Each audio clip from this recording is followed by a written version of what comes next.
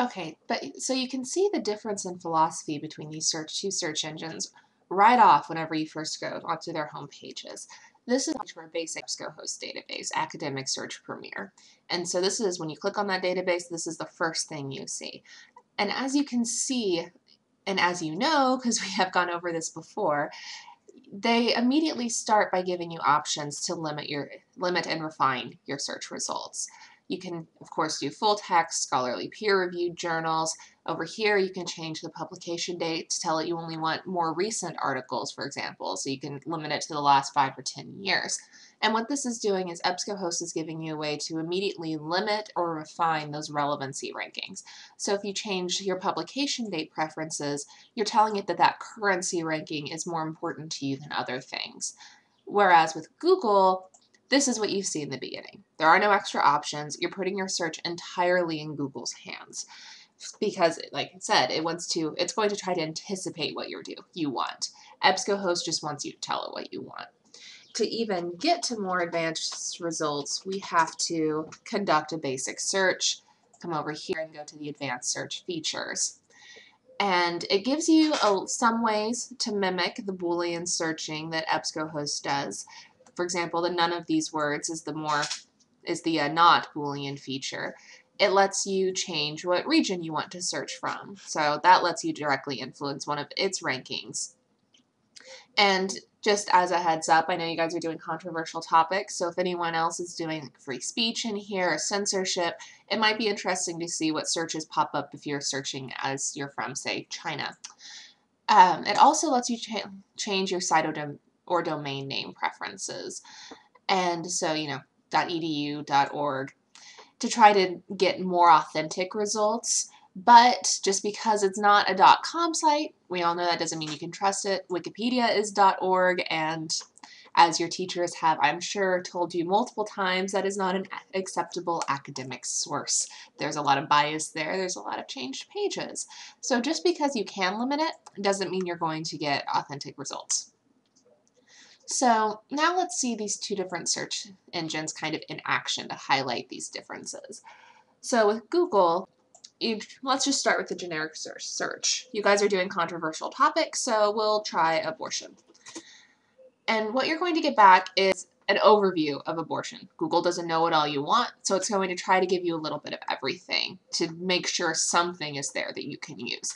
What is interesting to note is that even for abortion, there are ads on the top of the page.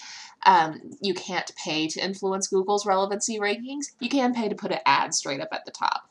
And so just be aware that those first few results you see, not always going to be your actual result. And so you scroll down, it's giving you related searches that you might want. You've got Planned Parenthood. You've got recent news for abortion. So that might be more of interest if you want something like the current discourse. You've got the ever-present Wikipedia, your basic overview there. And this is kind of like what we talked about with the SEO.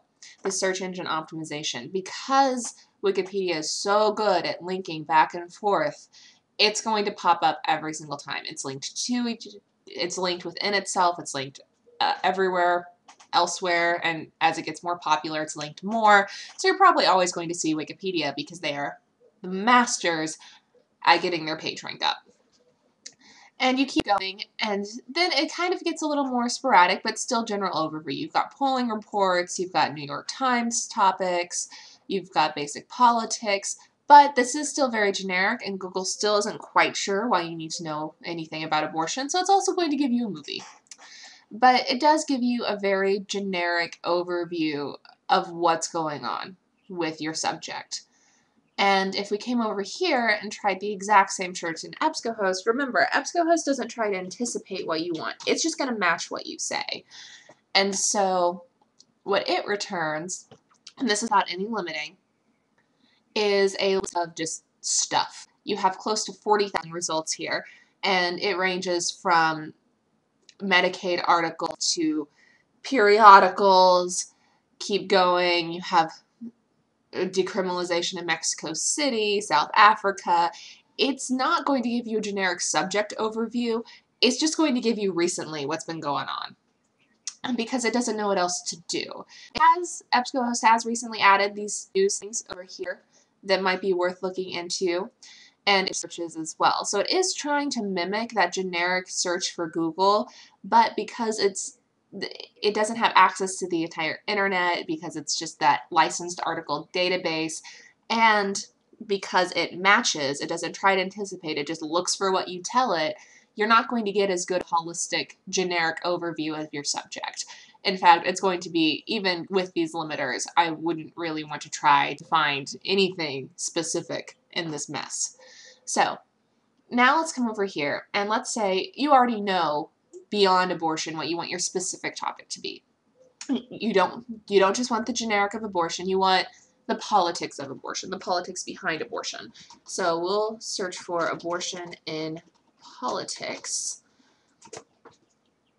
and we get politics daily, so coverage, historical perspective, but these aren't going to be sources that are without bias, because you can see third down is ChristianNet, and you can kind of guess what bias they're going to be approaching abortion issues.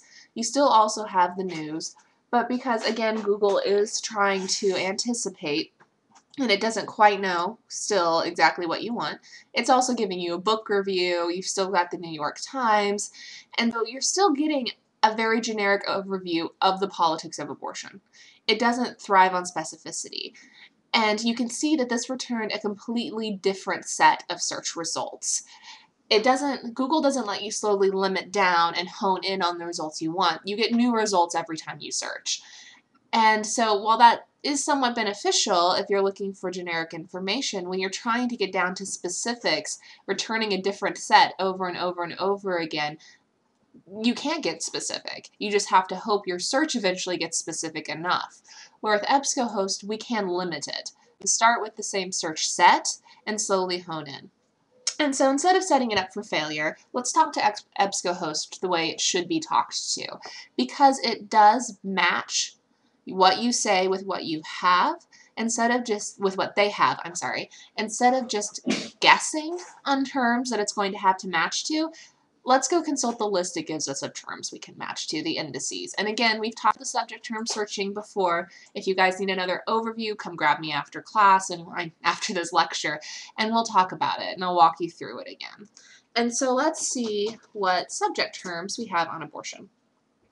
And we have a list: abortion in Congresses, economic aspects of abortion, finance, law, and legislation. We're looking for politics. So government policy might be a good place to start. Then you come down here and you see political aspects.